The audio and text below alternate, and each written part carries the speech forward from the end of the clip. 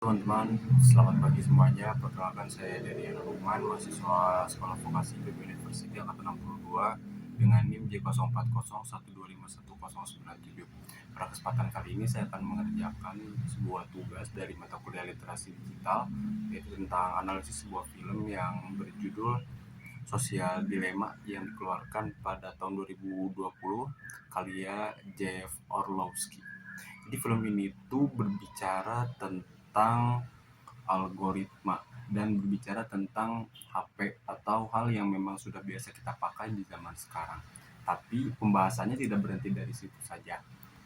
Jadi pembahasan di film ini itu lebih kompleks. Jadi bagaimana sebuah gawai atau sistem yang ada di gawai bisa memengaruhi kecenderungan seorang manusia dan bisa memengaruhi ekonomi dan hal-hal lainnya. Seperti itu, mari kita bahas.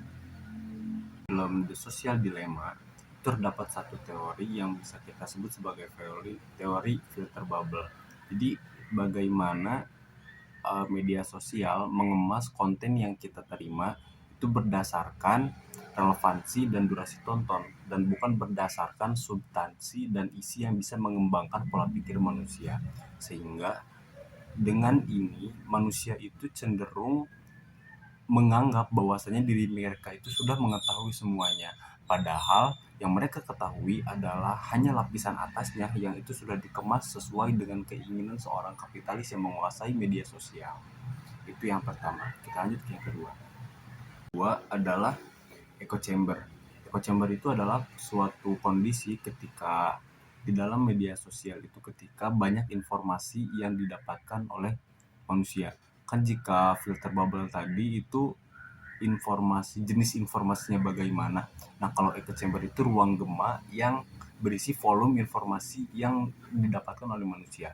Jadi dari peristiwa ini atau echo chamber ini, manusia lebih sulit untuk memilah dan mengkonfirmasi mana nih konten atau informasi yang benar-benar fakta dari media sosial.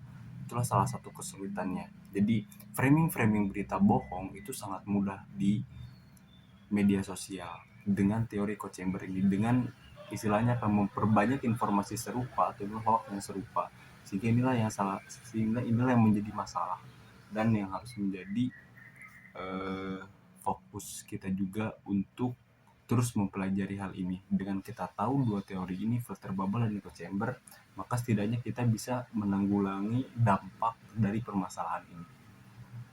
Sekarang kita berbicara tentang dampak. Setidaknya dari peristiwa ini akan ada dua dampak yang terjadi. Dampak pada diri sendiri atau dampak psikologis, dan dampak sosial. Dampak pada diri sendiri yang akan terjadi adalah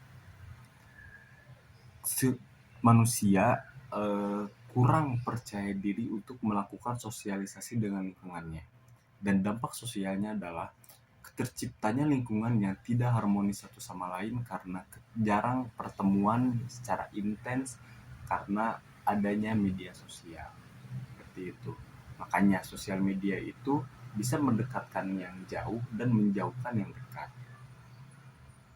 Berdasarkan peristiwa ini, kita harus bisa memilah informasi dan terus melatih literasi digital kita agar kita tidak hanya menjadi budak media sosial, tapi kita juga bisa menjadi pengendali yang setidaknya mengurangi dampak untuk diri kita sendiri dan untuk orang-orang terdekat. Film ini ada untuk dijadikan pelajaran dan untuk membuat kita sadar juga. Semoga kita semua tetap dalam perlindungannya. Terima kasih.